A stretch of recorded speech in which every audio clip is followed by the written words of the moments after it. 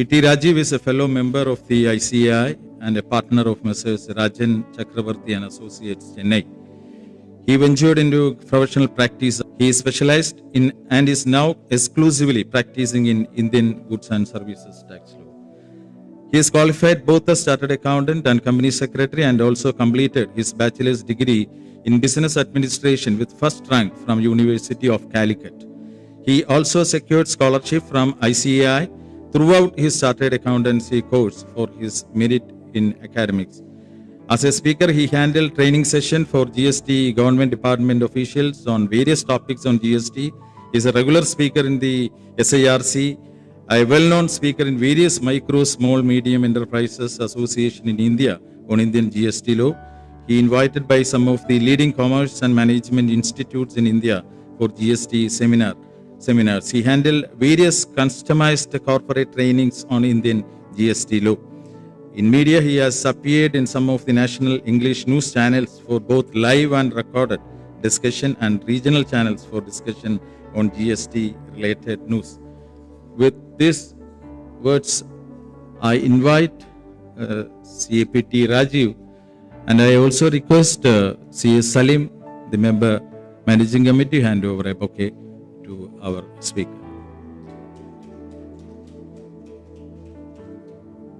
Respected Chief Guest, Ravindranath Kumar Sir, and the Chairman of ERNAKULAM Branch, Roy Varghese Sir, other dignitaries, Joe Sir, Chomon K. George, Babu Sir, and all other learned members of the profession. It is a great pleasure to meet you all, first of all. And as the Chairman said, it's hardly 24 hours since the budget has presented in the Lok Sabha. And now we are going to discuss in detail about the changes in goods and service tax specifically, because there is a lot of changes in goods and service tax. There are a lot of misconception that there is no major change in GST.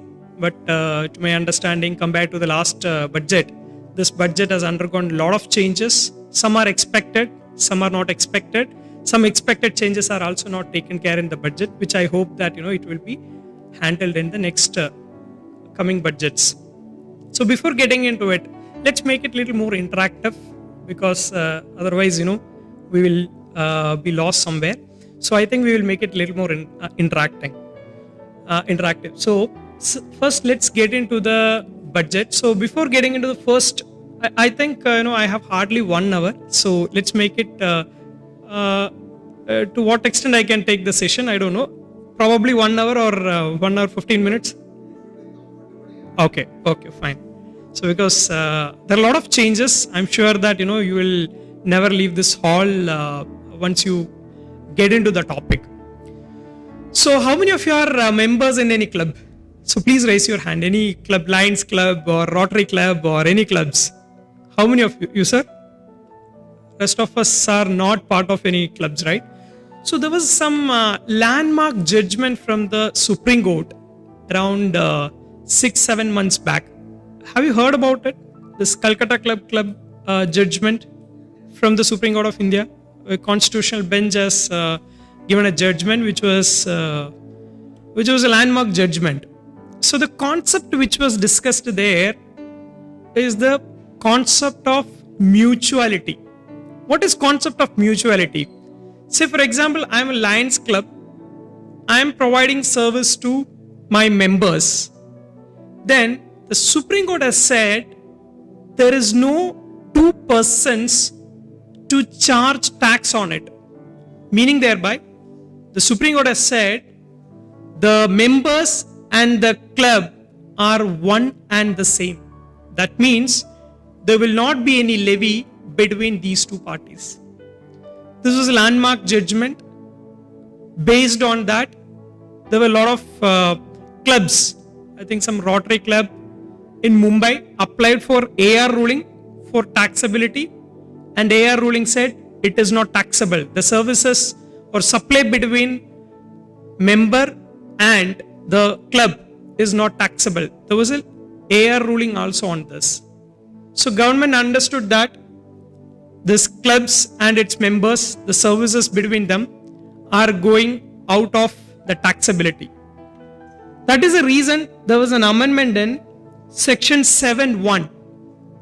So the basic section, charging section itself has undergone a change now. So I gave you the background, why this has been introduced, and I will tell you the implication also. Some of the provisions which are brought into this finance bill, in my personal view, are not constitutionally valid, but I expect that at least that will give a clarity, and on a conservative basis the industry can take a decision. But still there are some Supreme Court judgments or some High Court judgments.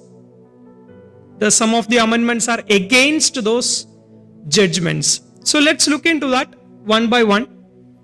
So as I said few minutes back, the first amendment has come in section 7.1.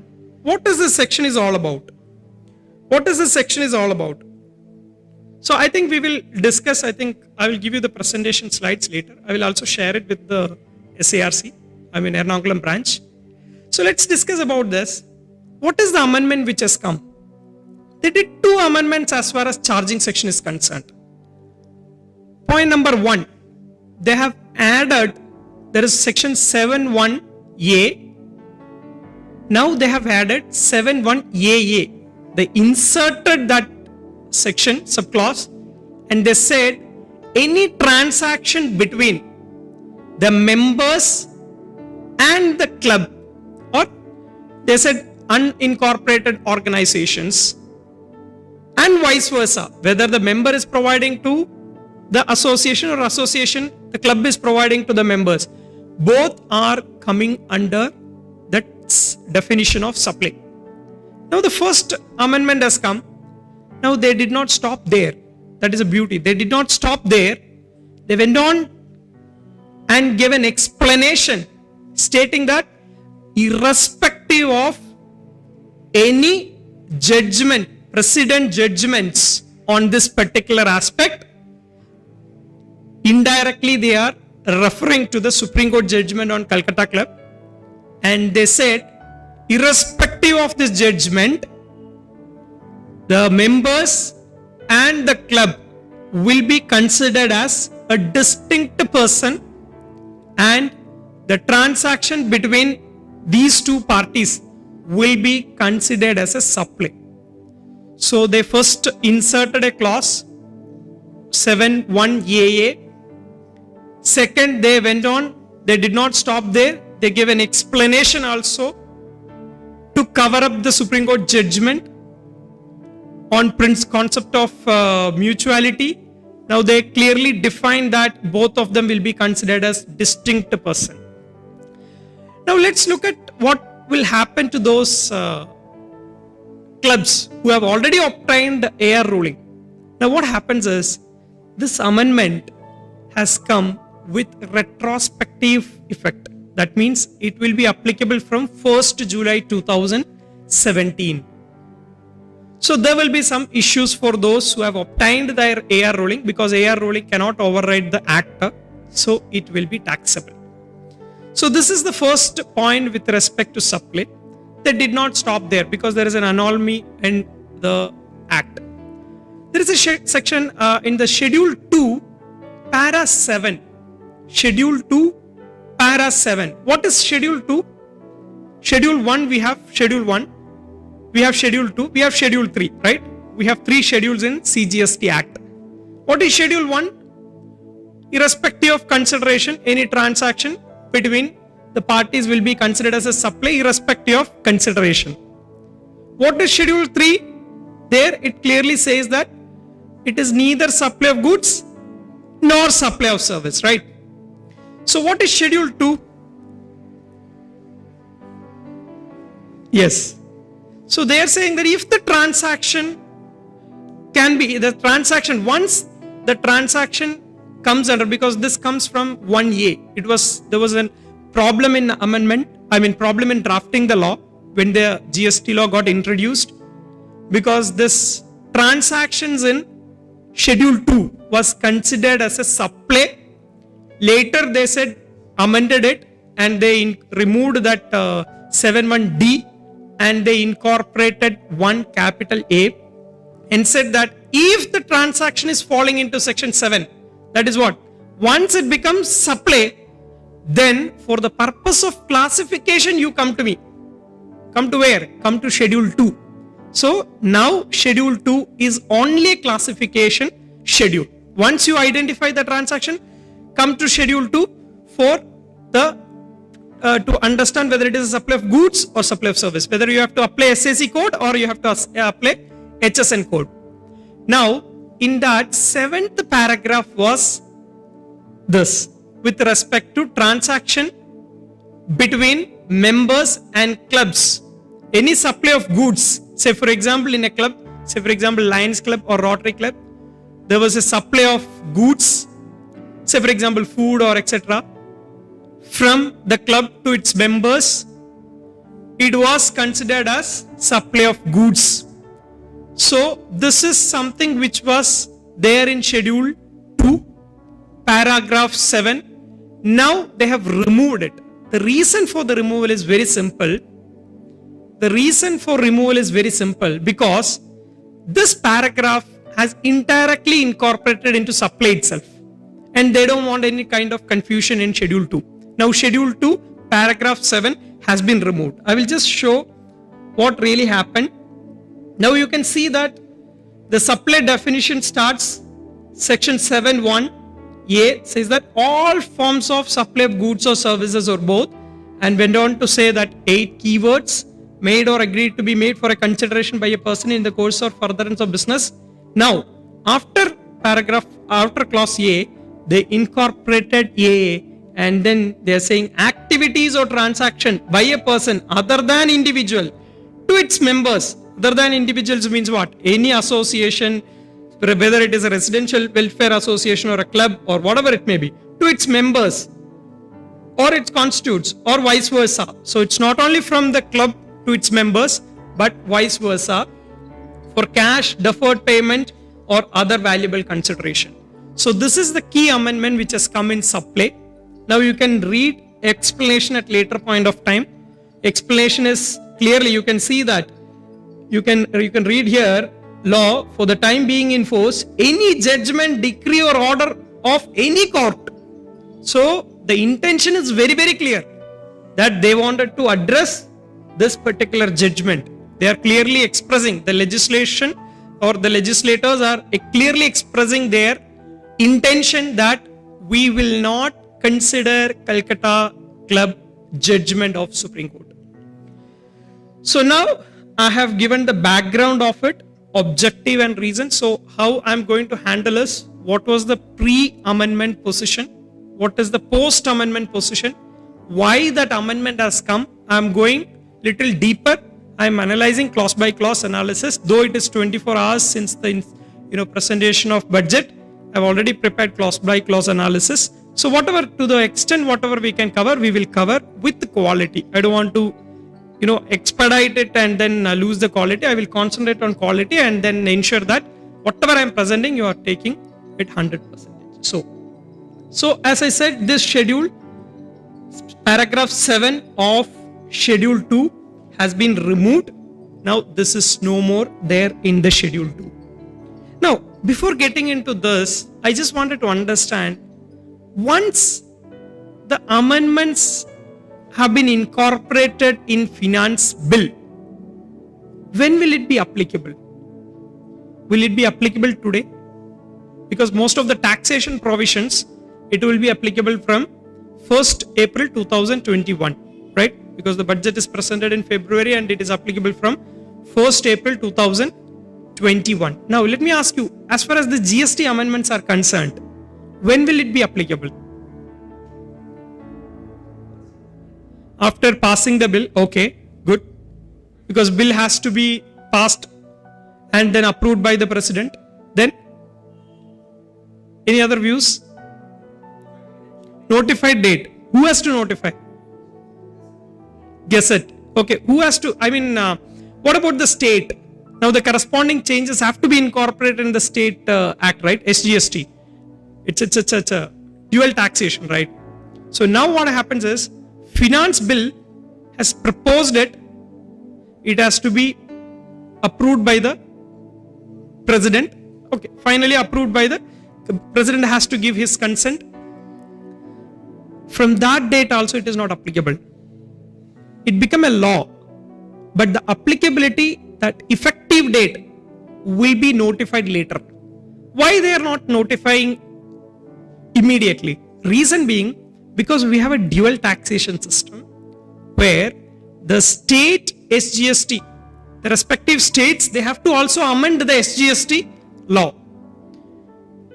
So that then what happens is, they have to make the amendment, and then only they all will take a decision when it has to be notified. To make it as an example, the last budget was approved. 2020 budget was approved by the given. The president has given his consent in August, but still that was not become applicable.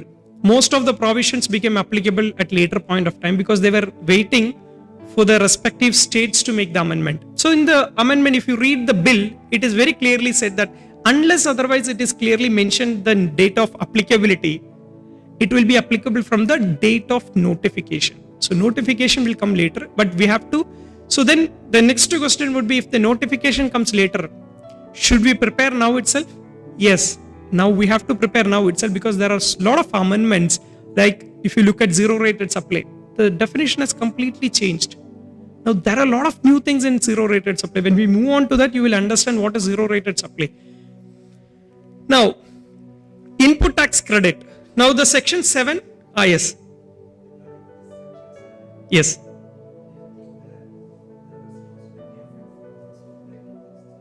Yes. Yes, there is a concept of principle of estoppel and all. But what happens is, now most of if you look at practically, it's a very good question. Sir is asking whether it is applicable retrospective. Don't you think that it is unconstitutional? But let me make it, let me give a technical answer to it. In India, as per the constitution, only criminal laws cannot make it as retrospective. But civil laws, especially taxation laws, can be a retrospective. So to answer that, yes, it can be done. But yes, world is watching the country, and where there is a retrospective amendment, they are also looking into it. But as far as this particular provision is concerned, most of the clubs, they were charging GST based on this Calcutta club, which happened 6-7 months back. Based on that only, everybody started taking an aggressive view that it is not applicable. So those clubs will have an impact. Okay. Did I answer your question, sir? Yes. So let's move on to input tax credit. So what is the amendment in input tax credit? If you look at input tax credit, section 16.1 talks about the eligibility. Section 16.1 talks about the eligibility, right? What is section 16.2 talks about? Anybody has any idea what is section 16.2, subsection 2? It talks about, sorry? Not ineligible. Yeah, you can call it that way also. Conditions to avail input tax credit, right? What are all the conditions to avail input tax credit? First condition is, you should have received the goods or services. Yes, that comes to eligibility itself. Doesn't matter. Yes, go ahead, sir. Tax invoice or debit note. Yes, you were saying something. Output should be taxable. Okay, fine. Sir is going little extra mile. Yeah. Back. Goods received or goods or services has, it has to be received. Yes, true. Must be there. Yes, tax invoice or debit note should be there. On the other side, a lot of quiet people sitting there. Yes. Sorry? Supplier has paid tax. Yes, very good point. Supplier has paid tax. The same also comes under 16.1. Now, 180 days. Yes. There are a lot of, all these points are valid. What they have done is, all of you know that there is something called 2A, right? 2A, because the other party has to file GSTR 1, it will be reflected in 2A. See, basically I have to give a background of this amendment, then only you will be able to appreciate what we are going to talk about. See, there was a company called Arise India Private Limited, which was there in Delhi. And this company, at that time it was the VAT was applicable, Delhi VAT was applicable to them. And under the Delhi VAT, there was a provision which is almost similar to the GST provision, almost similar to section 16. It says the party, the recipient will be able to take the credit. You will be able to take the credit only when the other party, that means the supplier, has made the payment to the government. This was the same situation. Basically, you have to pay the tax. The supplier has to pay the VAT, then only the other party will be able to take the credit. This is Arise India Private Limited case, which was there in Delhi High Court. Delhi High Court struck the provision in the VAT law, saying that it is unconstitutional. Reason being, this was challenged under Article 14 of the Constitution, where the company has argued that you cannot consider a genuine purchaser and a defaulting purchaser in the same eyes of the law. So there is an inequality in this provision. So this was challenged under Article 14 of the Constitution of India. And in my personal view, the Delhi High Court has rightly struck down the provisions. Because see, for example, government is asking us to make the payment to the supplier. We are doing it. It is only the other party who is defaulting it. And they did not stop there. They even went to the case has gone to the Supreme Court also. Supreme Court dismissed the SLP filed by the company, by the department, stating that no, we don't want to comment on it. But basically, once it is dismissed by Supreme Court, it is not an order or decree, but at the same time, that gives a kind of intention. They don't want to get into that particular point. So the same thing will be applicable under GST also. This is which we have been talking about from the introduction of GST. Same point. Now the amendment is very simple.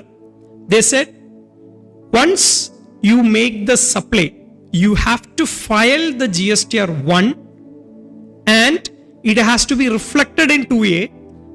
Basically now what we are all taking the credit based on rule 36.4. There are some restriction also. It has to be reflected, right? That they have brought it into section itself. See, basically this provision was there under rule 36 sub rule 4, where they introduced 20% and 10% and 5%. They said, it has to be reflected in 2A, then only you will be able to take the credit. Now they said no, not about the limit, but they said it has to reflect in 2A in order to take the credit. When I said it has to be reflected in 2A, the Act doesn't say that. The Act says that you have to file return under section 37. 37 return is what? GSTR 1. What will happen if you file it in GSTR 1?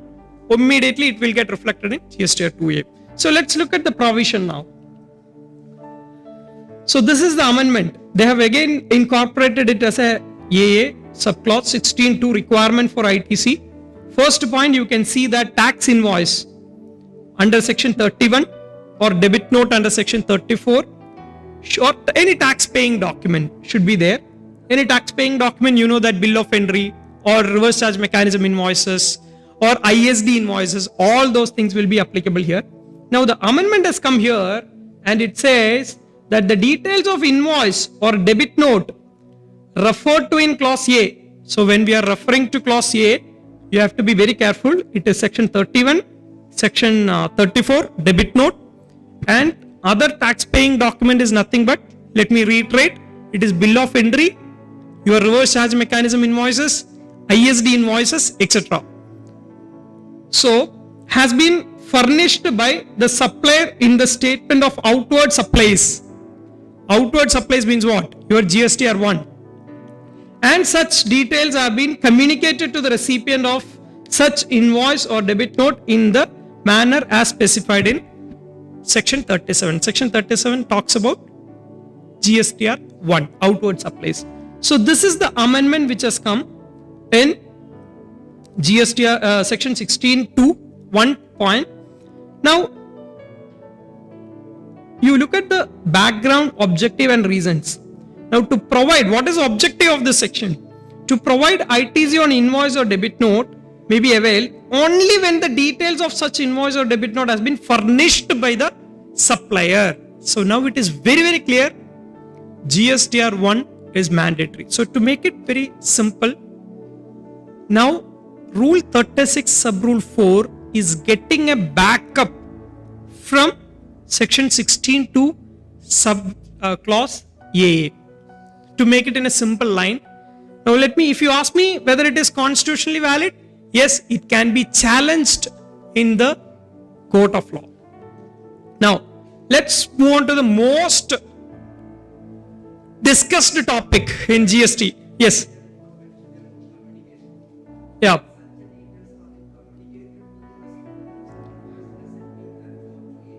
Yes. So that is why it is implied. That is why there is a, obviously we all know that once we GSTR 1 is filed, obviously it will be reflected in 2A. It has to be communicated.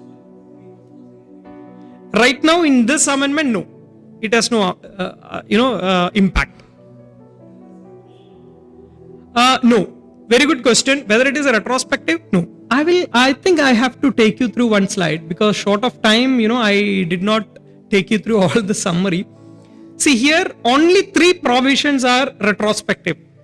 I will repeat, only 3 provisions, amendments are retrospective. Section 71AA, then Schedule 2 and Section 50 are retrospective. 50 subsection 1. Rest are all notified date. It will be applicable from the notified date. So now let's move on to audit. Yes. No, they are talking about 2A. 2A only, not 2B. Because we have all. Now you will get 2C, 2D, 2E. It will come. Don't worry. 2. Automatically it will get filled up. 2 is not there at all. 2A is there. Going forward, we will have more such forms. See, basically, let me tell you the background of this section, all these sections. Okay, what really happened in ITC, input tax credit, is, let me tell you, there are a lot of frauds happening in the country on input tax credit. Fortunately, we got. Personally, I got an opportunity to work with Intelligence Bureau of the Economic Wing of Intelligence Bureau, where they were forwarding all the basically the kind of frauds which was happening in the country, and they were asking us what is the modus operandi in this, how they are looting the money from the government. So basically when we went into the details, when we started investigating on this particular matter, we understood that it's all circular trading. Now everybody would be knowing it. I'm talking about 2017-18 when this kind of fraud started happening. When we started investigating, we understood that it's all circular trading which is happening, and they're looting crores rupees. Even in Kerala, I think I heard some 100 crore, 200 crore rupees of case recently.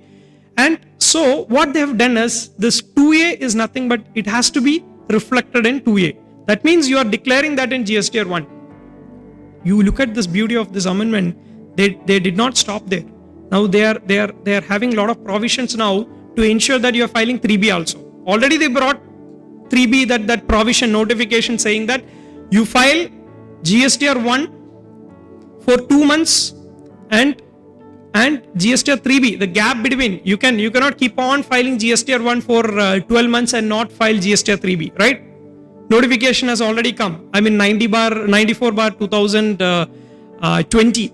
So where they said, no, you cannot keep on filing this. We will restrict it, and you can avail it only once you file. We will go ahead and then cancel your registration. To that extent they have gone.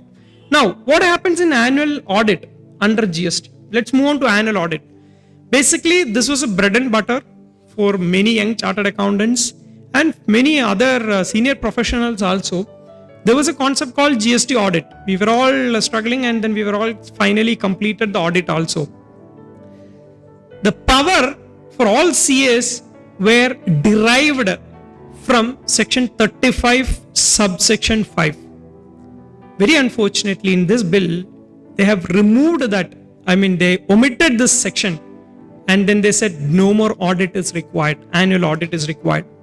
So this is the crux. So now I just wanted to spend a little more time on this to understand how do we tackle this, what are all the, because this is something which is very, very important for all the professionals.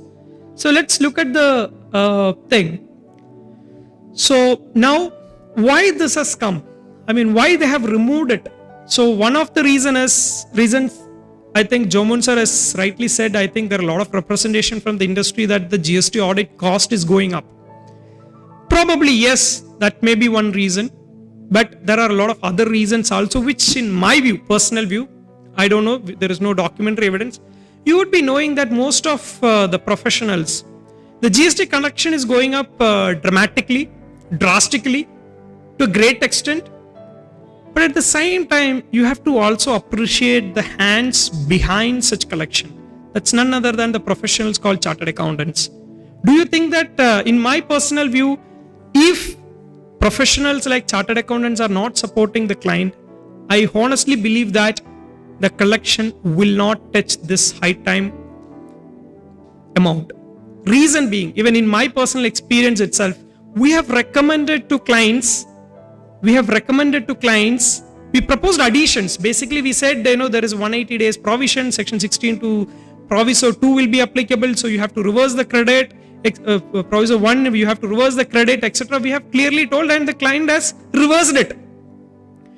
Sometime departmental audit comes, they are also not going in detail to it. So far, whatever my experience, where they have not gone into details, whatever we are sharing, they are taking into consideration and then closing it.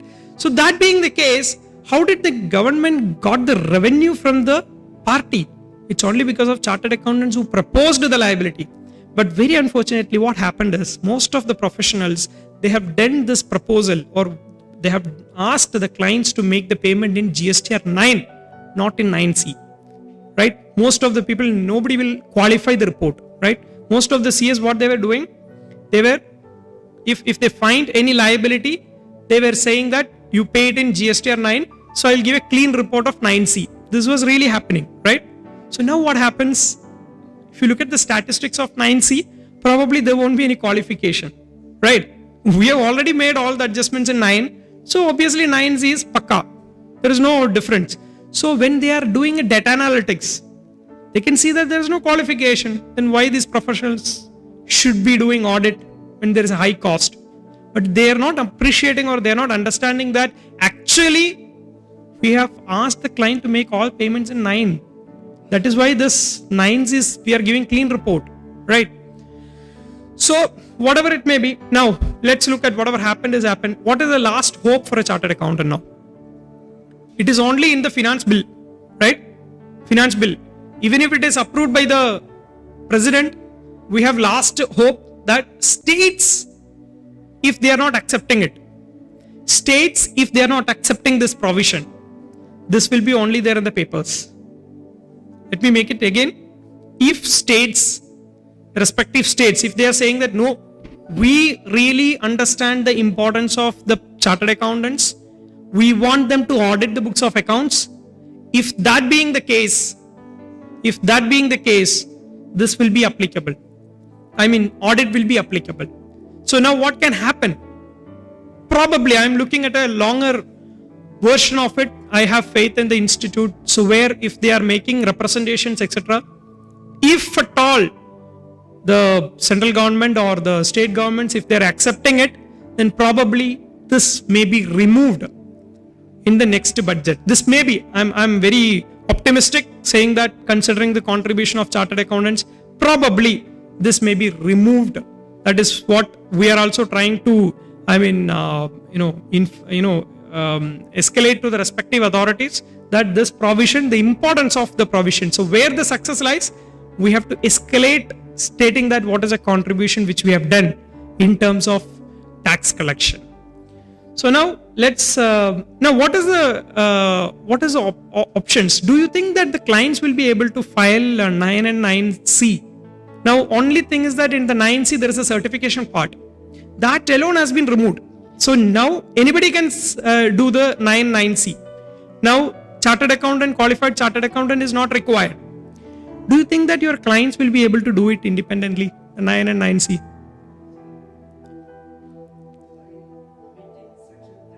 Yes.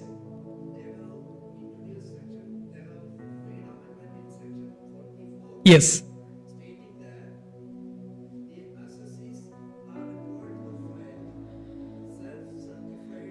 Yes. Yes. Yes. Yes.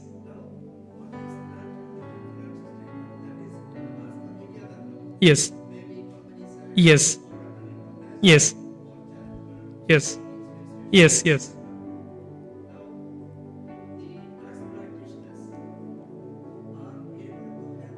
Yes. Yes. When you are referring to tax practitioners, you are referring other than CS. Yes. Okay. Okay. Okay. Okay. Okay. Yes. Yes. Yes. Yes.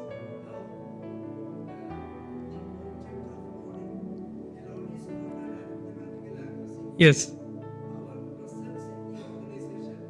Correct.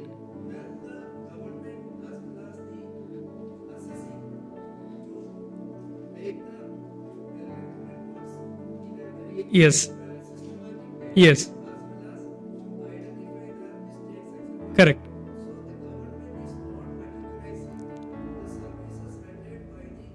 Yes. Yes. Yes. Yes. That's what. Yeah. Yes. Yes. Yes. Yes. Yes. Yes. Yes. Yes. No, I completely agree with you, sir. Sir is saying that we have to make the. No, you can give a big round of applause to him because it is something which is applicable to all of us. So anyway, I expect that the institute will take the appropriate action. Now let me look at from another perspective. Okay, yes, there is a reconciliation, etc. Okay, as sir said, probably they may not require CAs now. They may take the help of semi-qualified people or some tax practitioners, etc. Okay, doesn't matter. What are all the other ways which I personally feel that okay, there is a representation from the institute. I will look at from another perspective. See, if being a chartered accountant, if you don't do the audit, what will happen? In my case, we have done audit for many clients and we found out all the mistake and told to the client, and then client has paid the interest and closed it. Now you look at this perspective now. If you don't do the audit for example 2021-22, you are not doing the audit, what will happen? Mistake will remain the same. They will do only reconciliation. Chartered accountants are not doing reconciliation, they are doing audit. They are proposing the liability. So if they are doing only reconciliation, there will be departmental inquiries, the departmental audits, where they will issue shock cause notice left to right to center. Believe it or not, they will do it. Already they started doing, everything is online. So who will handle all this litigation? Ultimately it will come to us only, right? Litigation. So see, only for 1 or 2 shock cause notices they can replay. If it is not technical, it is not matching, that is not matching. Again, reconciliation they can handle. But when it comes to these provisions, 180 days or any other shock cause notice which they are issuing, if they are asking the companies to reconcile, or if their companies asking to represent, then it would be difficult. Again, it will come to us. So don't worry. I will look at from another perspective. GST audit. In many cases, we are handling now some Andhra Pradesh GST audit we are handling for a construction company, where you won't believe the impact is huge. where it was the tax liability itself. There was some project called the Polavaram project, which is for almost 20,000 crore project for the Andhra government, where one of our clients was part of it. And the issues which we found and then escalated to the management, and then they paid the tax and interest was almost 10 crores, which we identified and then informed the management, and they paid it off. Now, when the departmental audit is going on now, we are expecting the final audit today, where they couldn't find anything. Let me be very, very honest with you. They couldn't find anything. For matter of all of us know that, they will not close it without having addition. So we gave some small RCM liability, etc. But then they took ocean freight. Ocean freight, I said, okay, you go ahead, no problem. I have Madras High Court judgment. I have Gujarat High Court judgment. I don't have any problem. You add it, no problem. So that is how they are closing. So you look at the impact. Because of chartered accountants, government got the collection in advance. 10 crores, they got it in advance. Probably in departmental audit, they would have missed that point, because they also have a lot of audits, and then they have limited resources. So you cannot simply ignore the contribution of chartered accountants, which I'm sure that over a period of 1 or 2 years, they will realize it. 1 or 2 years, give them 2 years time, let them burn their hands, and then they will definitely come back.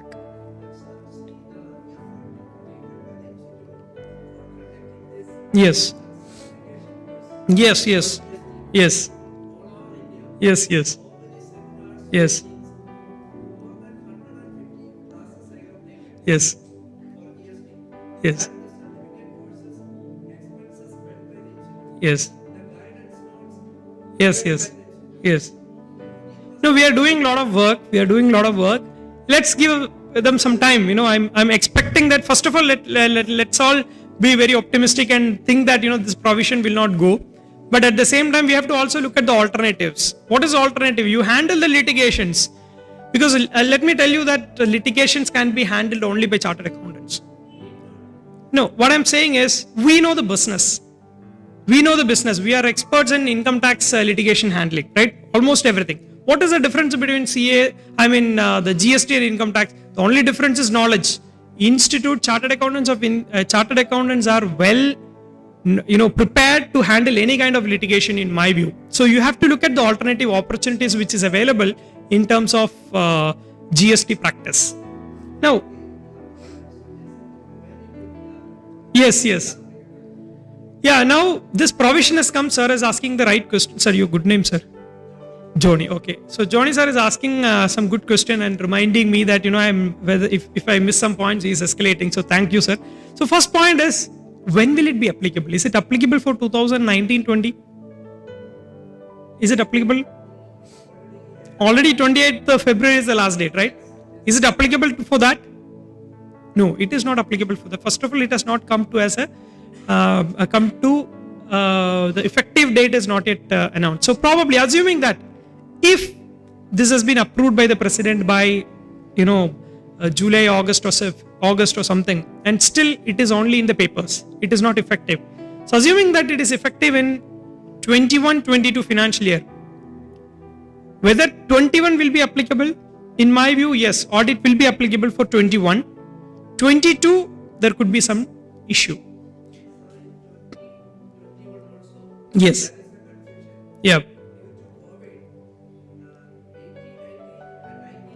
Yeah. Yes. Yes. Mention. No, that could be a reason. Probably they may issue some notification stating that the limit I'm going to increase or something like that. But still, probably they cannot say that, it is not applicable for 2021, because this is not having any retrospective effect, unless otherwise the notification itself is saying that, it is applicable from that particular date. So we have to wait and watch the applicability, but still be very optimistic. We hope that, it will come back. Now, let's move on to 44. What is 44? It is on annual returns. Now, as sir rightly mentioned, they removed the audit. Now, they said you can have self-certified reconciliation statement. Now, 9 we are preparing. 9C we are reconciling. There is a certification part. it need not be signed by a CA, it can be signed by the company authorized person.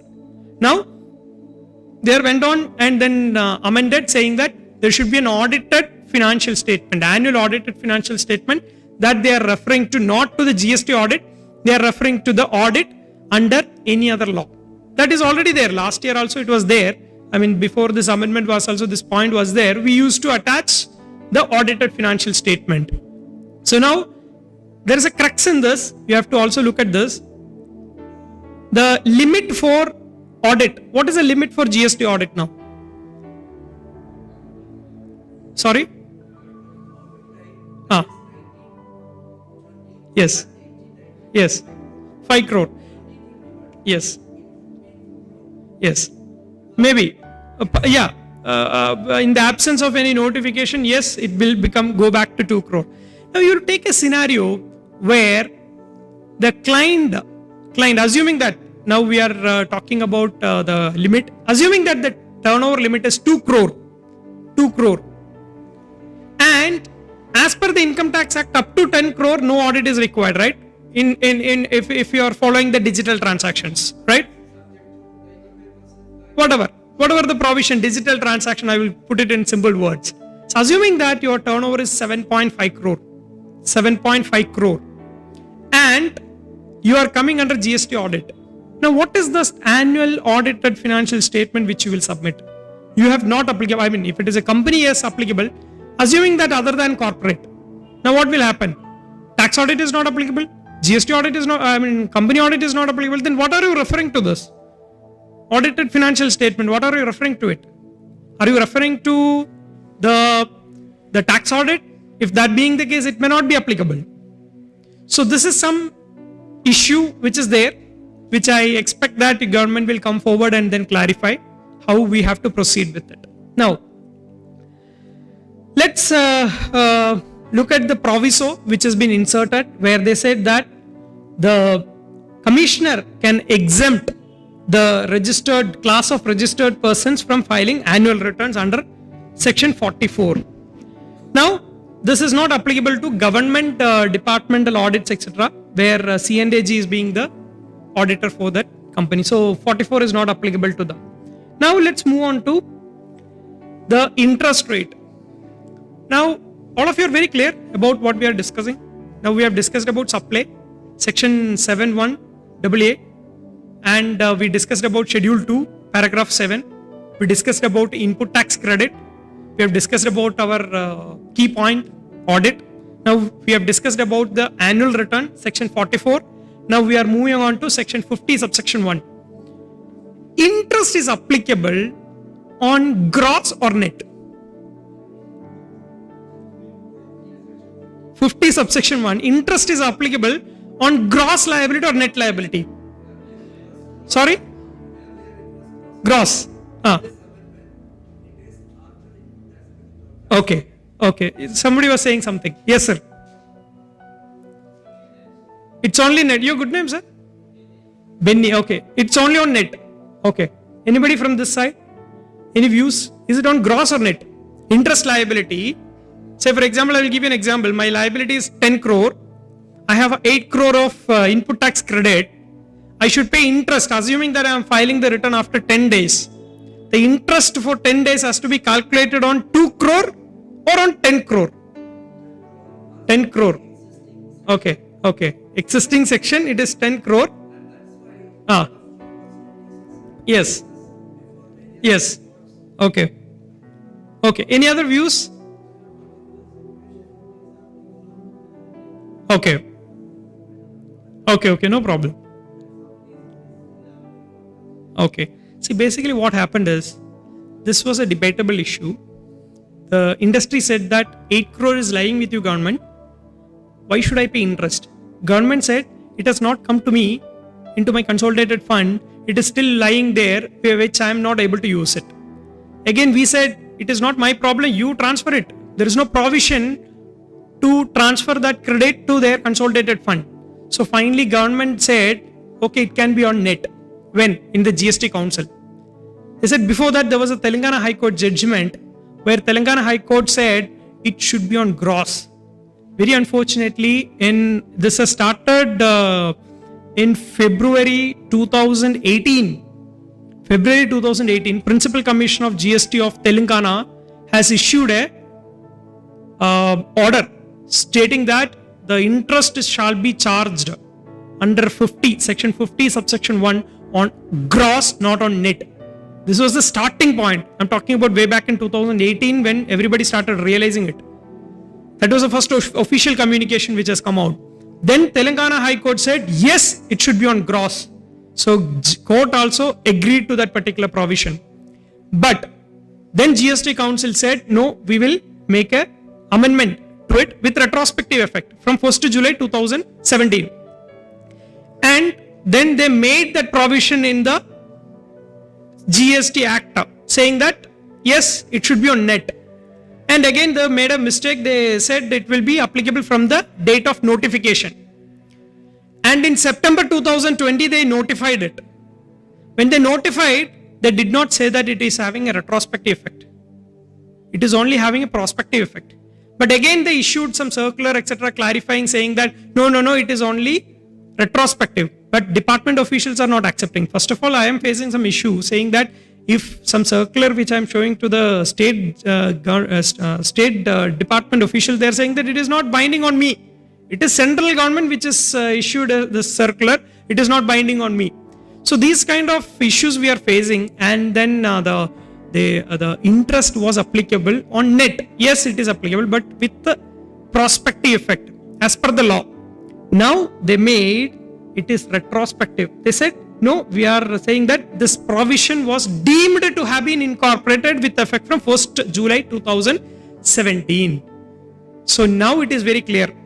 Because even after that application, I mean, we have been receiving notices left, right, center. And when the GST Council discussed, they said it is only a recommendation. When the company when the provision got incorporated in 50 subsection 1, they said it is not effective. By the time there was one more incident happened on this, there was a Madras High Court judgment. Honorable Justice Anita, she passed an order saying that it is applicable on net liability. So that incident also happened. Now all litigations are out of box now. Once this become effective, provided the same provision has to be incorporated in the state GST law as well. Now let's move on to the next point, demand and recovery. Section 74, where all of you know that the provision for recovering the tax, for issuing the shock cause notice, section 73 and 74. 73, I would put it in a simple word, 73, where there is no fraud or suppression or misstatement cases. 74, where there is a fraud, suppression or misstatement cases. That's only difference between these two provisions basically. Now, in section 70, in section 74, there was an amendment. What they have done is, they removed this 130 and 129 from the proceedings. Normally what they are saying is, once the liability, once the proceedings against the person, all the persons liable to pay penalty under section 129 and 130, once the proceedings are over, then it will be deemed to be concluded. Now, all of you know that section 129 and 130 are the notorious provisions in the GST Act. Let's make it very abruptly. Why I am saying notorious provision? States like Kerala, states like Uttar Pradesh are very famous for detention of goods. In my personal view, I came down to Kerala for 3 times for attending this case, because huge machines were detained in Trivandrum, and I also had a bad experience, but somehow we managed to get out of the issue. So the goods were traveling from Noida to one big machine for a project in Trivandrum Info Park, not Info Park, which was Techno Park. Yeah, Techno Park. So inside that there was a huge ground engineering which was happening. So my client has taken the machine to Trivandrum project site. By the time it reached before 10 kilometers before the project site, it's got detained under 129, under section 129. And they said, nothing doing. There was some issue in the e-way bill. They said, nothing doing. We are going to detain it. It was a big machine and project was delayed. So the company representatives made a representation, but nothing happened. So obviously project site, the supervisor went and then appeared, but nothing happened. Then I had to personally come down to represent the department. So I came down here and I explained to them the facts of the case. But they said, you look at 129, there is no provision for releasing the goods. You pay the penalty or you furnish the bank guarantee for, the demand was almost for 2 crore or 3 crore. So they said, no, you pay the penalty and pay 3 crore and then take the goods. So finally we somehow convinced them in a different route. Don't think that the different route is the other route. No bribe, nothing. We are all faceless assessment. Everything is above the board. I also urge all of you to not to encourage all these kind of things. Even the departmental audits, AP audit, when we are coordinating, we said no to bribe. First you do whatever additions you want, we will manage it. No problem. But nothing, no to bribe. We will not encourage that. So the same way, we diverted the facts. The facts we diverted and then somehow we release the goods. Where what happens is, in 129 cases, we will generally have 3 parties. Party number 1, the transporter. Party number 2, supplier. That is basically you mean consignor and consignee. So there will be 3 parties. Some cases 4 parties. In Trivandrum case, I had 4 parties. Actually, the Chennai party, who is actually a machinery rental operator, who purchased a new machine from Noida from third party, Saini, and it was hired by my client in Chennai and it was transported to another state, a distinct person in Kerala, Trivandrum. So there was 4 parties in one single transaction. So basically why I am explaining the complete facts to you is to understand why this provision has come. Basically, if there is any proceeding against one particular person has been concluded, that means all proceedings under 129 and 130 are being concluded. Now they have said no. If there is a transporter, if there is a different people, still they can go ahead. But basically what they are trying to do is, they are trying to remove the penalty proceedings into 129 and 130 because there is an amendment, huge amendment in 129 and 130 also. So anyway, this is a small amendment, 74. And now let's move on to section 75(12). This is something which is very, very important for all of you. Again, now section 75 talks about recovery of tax. Recovery of tax. You know that, there are a lot of dealers who will be filing GSTR 1 regularly, but not filing GSTR 3B. Have you heard about it? You have seen it many times. Many clients doing this, right? They will promptly file GSTR 1, but not promptly file GSTR 3B. Now what they have done, the amendment here is basically, if you are filing the return under section 37, that is GSTR 1, say for example for 1 crore, and you are paying tax or you are filing return under section 39, 3B, you are paying it only to the tune of 80 lakhs. So there is a difference of 20 lakhs. They are saying that I can start recovery proceedings even if this being the case. So this is very, very important. You have to inform your clients also. There are 2 blockage to it. I mean, there are 2 ways they are curtailing it. One is they will cancel your registration. Already there is a notification. If you don't file it for 2 tax periods, I mean the GSTR 3B for you are filing GSTR 1 and then but not 3B, then they will cancel your registration. Second is here, not only cancellation, they can even recover the tax under 79. This is another amendment. Now, let's look at this very, very dangerous amendment. Let's make it very, very clear, all of you. This is going to be a dangerous provision, especially in the context of 35(5). I look at that way. The moment they took it, took section 35(5) away, I am considering this as the most dangerous amendment in Finance Budget 2021. You know what? They made a lot of, once you get into it, you will understand the intricacies. What is this 83 is all about? provisional attachment. Provisional attachment. What is provisional attachment? They can attach your bank account. They can attach your bank account to meet the target. They can attach because now audit is going away. So what happens? I expect there will be a reduction in revenue. Even if that is not also there, government can use, the department officials can use provisional attachment left, right, center. 2 months back, one of my clients got into this problem. They provisionally attached and took away around 3 crore rupees from their bank account suddenly. It was a construction company, and then they had some branch in Uttar Pradesh, and then there was some litigation going on, but they took away around 3 crores. That too on 29th January or something. Sorry, not January, December or something, where it was a salary day. 3 crores suddenly they took away. So all these surprises will be there because you are giving bank account to the department. All your bank account you are giving to the department. So there was a provisional attachment without giving any notice. Now you may be asking, why are you exaggerating it to a great extent? Now you will see that previously they can issue provisional attachment. They can use this provision only during the pendency of any proceeding.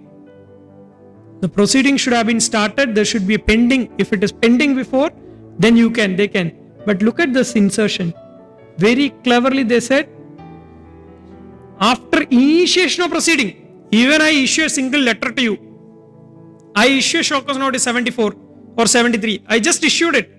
Whether it is reached to you, not reached to you, I don't mind. The moment I sign that 73 or 74, next day I can attach your bank account. Next day I can attach your bank account. You need not reply. You need not give me your reply or anything like that. The moment I initiate the proceeding, done. When will you initiate the proceeding? The moment you sign, the moment you generate UDIN for the department communication, there will be a UDIN, right?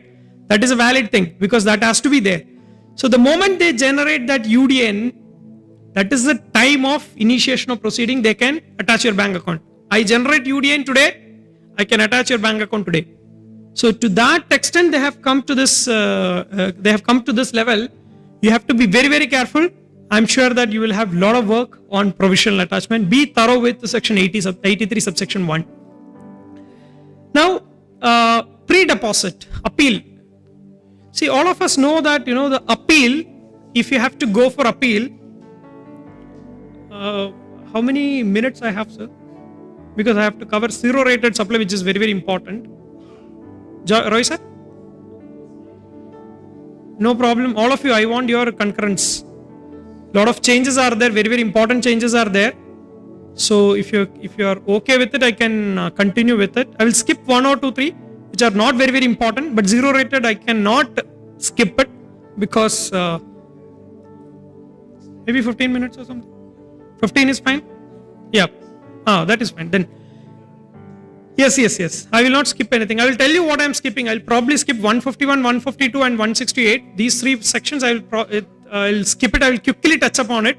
But I will never compromise on the other topics which are very, very important. Now, pre-deposit. Say for example, if I have to go for appeal under section 107, I have summarized here. See, pre-deposit is how much? In case of admitted amount, this 107 is nothing but section 107 is nothing but your first appeal with the commissioner. First appeal, where if you have to go for appeal, then admitted amount, say for example, my liability is 1 crore. Out of that 50 lakhs I have agreed, 50 lakhs I have disputed. If you have to go for appeal, admitted amount you have to pay 100%. And disputed amount you have to pay only 10% of the tax amount. Maximum amount is 25 crores. Now, this is the amendment. If the penalty is charged under section 129, if you have to go for appeal against that order, you have to pay 25% as deposit. 25% of what? of penalty. There is no cap also. Say for example, if I'm charging you 100 crore, then you have to pay 25 crore as deposit. So penalty payable, whatever penalty they are proposing, on that 25% you have to pay in order to go for appeal. So that is the provision which they have incorporated. Here you can see that provided that no appeal shall be filed against an order under section 129(3) unless a sum equal to 25% of the penalty. Look at the word penalty. It's not amount payable, tax amount or anything. It's penalty payable. To understand this provision, you have to also look at the amendment which are made in 129. What is amendment in 129? We will, once we go into it, we will see why this amendment has come, why they are talking only about 25% of the penalty. What about tax amount? What about the tax amount? Tax payable? No, we will come to that. Now, we will go to 129, which is very, very important section. What are all the changes in 129? See, here is the crux. I am correlating section 107. You have to read it along with 129. Okay. Now look at this amendment in the penalty section 129, where they said, in case of taxable goods, where owner of the goods comes forward for payment of tax and penalty, whatever is struck it off is the previous provision. Whatever it is given in red color is the present provision.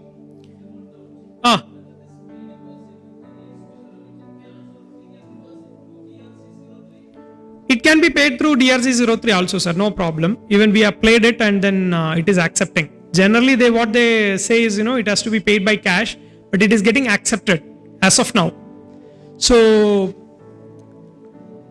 in case of taxable goods, owner of the goods comes forward for payment of tax and penalty, then in case of taxable goods, on payment of penalty equal to 200% of tax payable on such goods. Previously, what was the situation?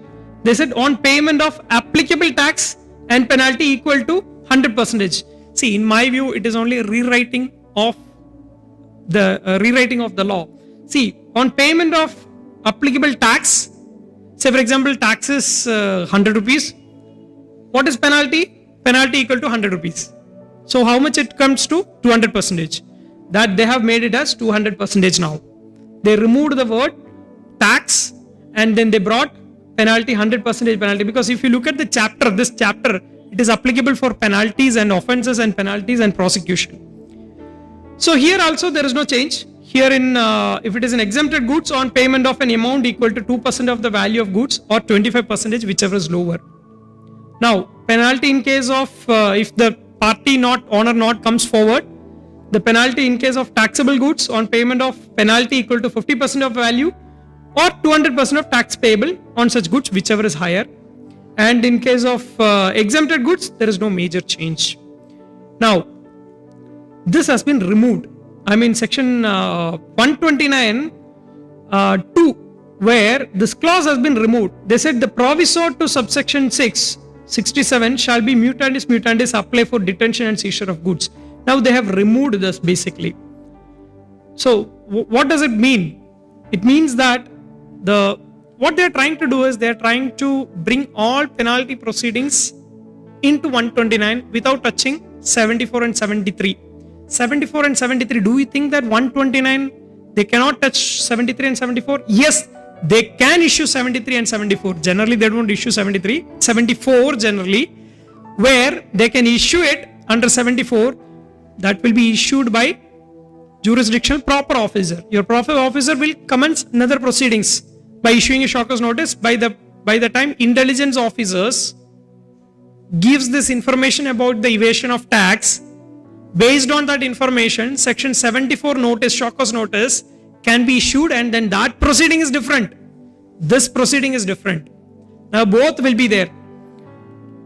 Now, there is some change in the time limit for issuing the notice and order. That is nothing very great. So you can just go through it. I will move on to I'll move on to section 129.6, first proviso, which is very, very important. So there was a problem which we are all facing.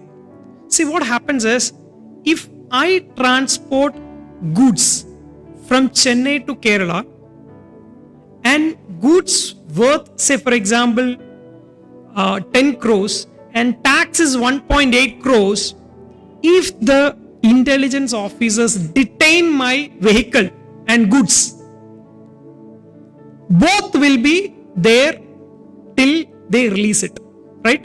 All of you are aware of it. See, you know that, this transporter, now the government has said, you can release the conveyance. You release your lorry, basically whatever the transport vehicle which you are talking about, you release it. How? Not the goods.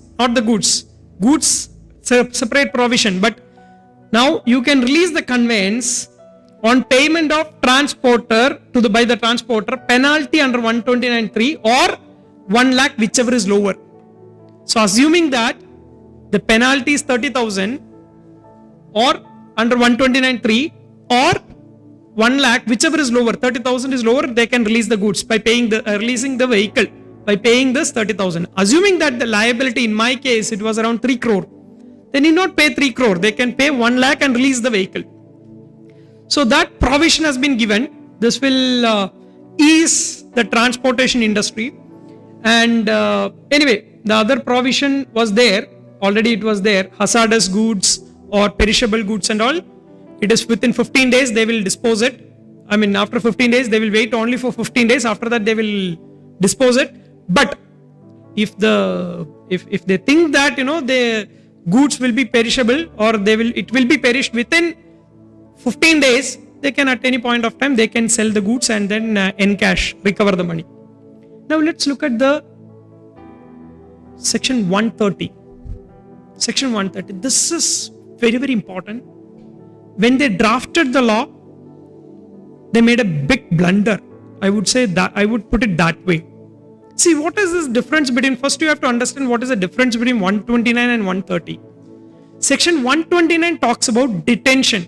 See, for example, when the vehicle is moving from Chennai to Kerala, say Kochi, if they are detaining the goods in, say for example, in the Palakkad border, then first section which they will be applying is 129. First they are detaining, then after 14-15 days, automatically it will be confiscated. What is the difference of seizure and confiscation? Seizure under 129, first they can detain, after that they seize the goods or vehicle. Seizure it's only possession you will have about the goods, and then the conveyance, you will have only possession. Detention, no possession.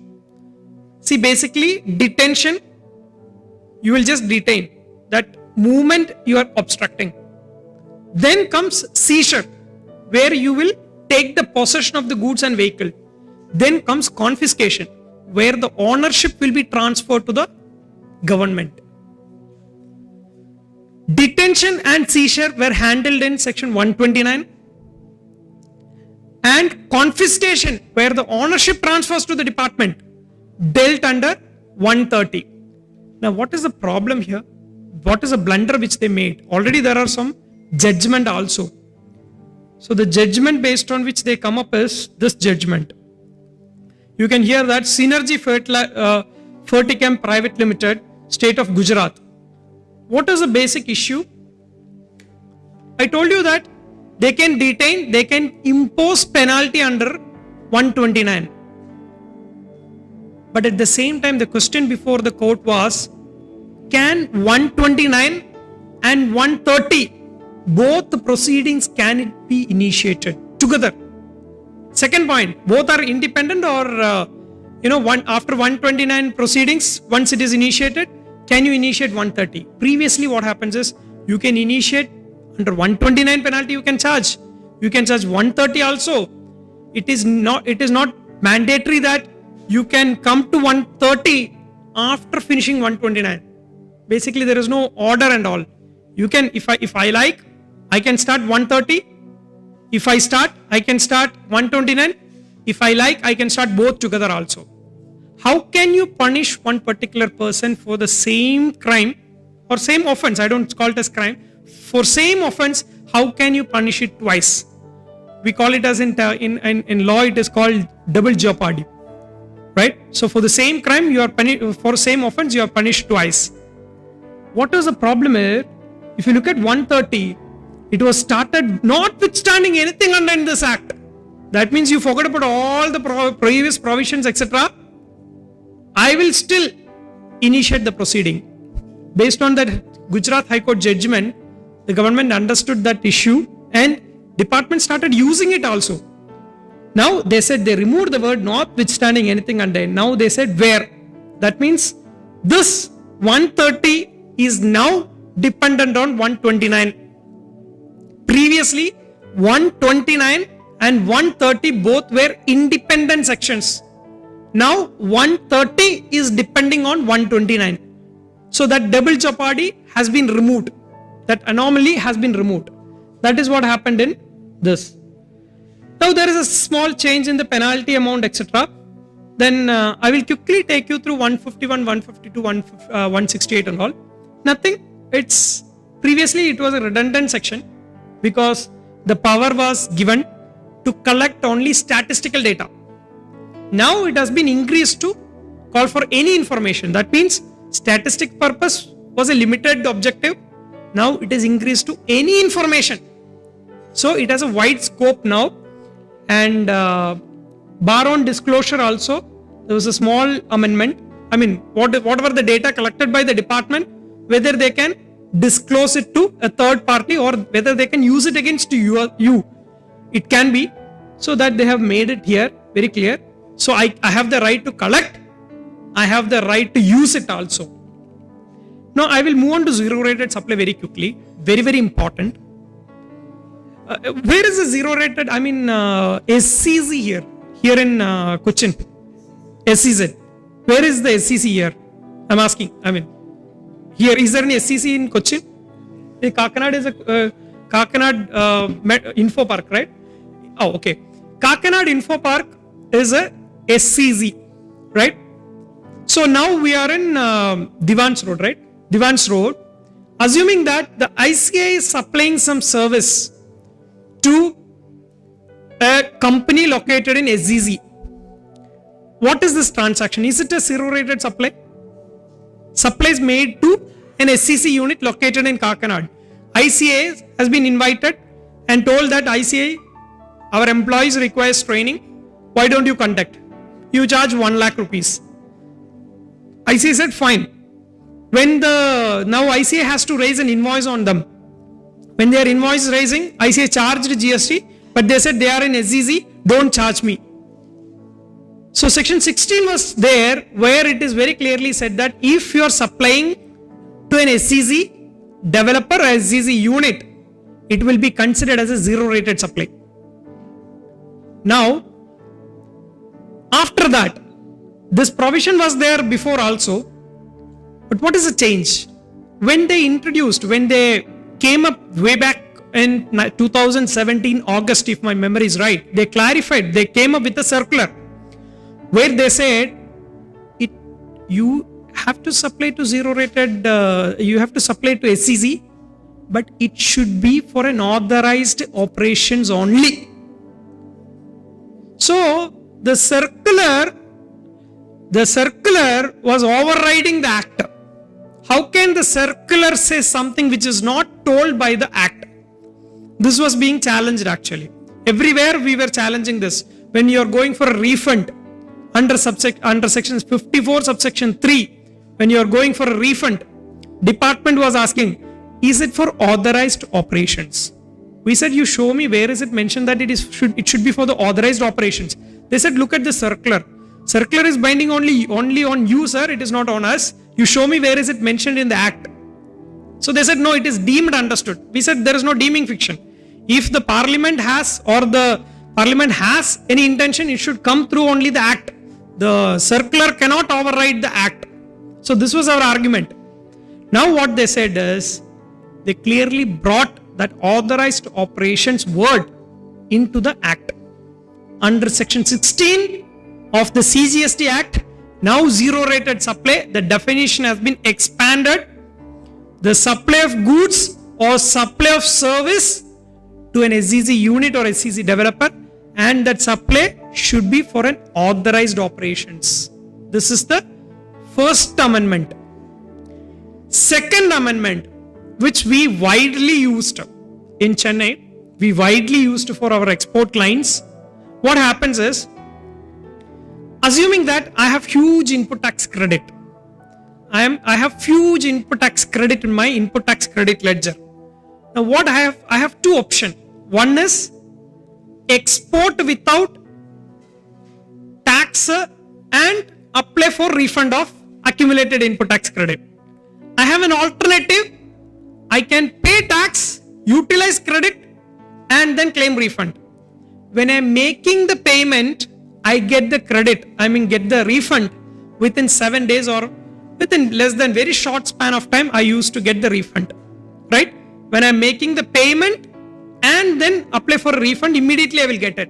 But when I am applying for refund, if I don't make the payment, if I am applying for refund of accumulated input tax credit, it was taking some time. First of all, getting acknowledgement was a bit difficult, and even if they accepted it, they are taking around 60 days. So this was the situation. So what we used to tell to the client, you pay, so immediately you will get the refund. Now the government said enough is enough, you enjoyed enough. Now they are saying that if you want to use that option of paying and getting refund, I will specify the class of persons, class of businesses who can do that exercise. So now your refund mechanism has been controlled indirectly. Your working capital has been controlled indirectly.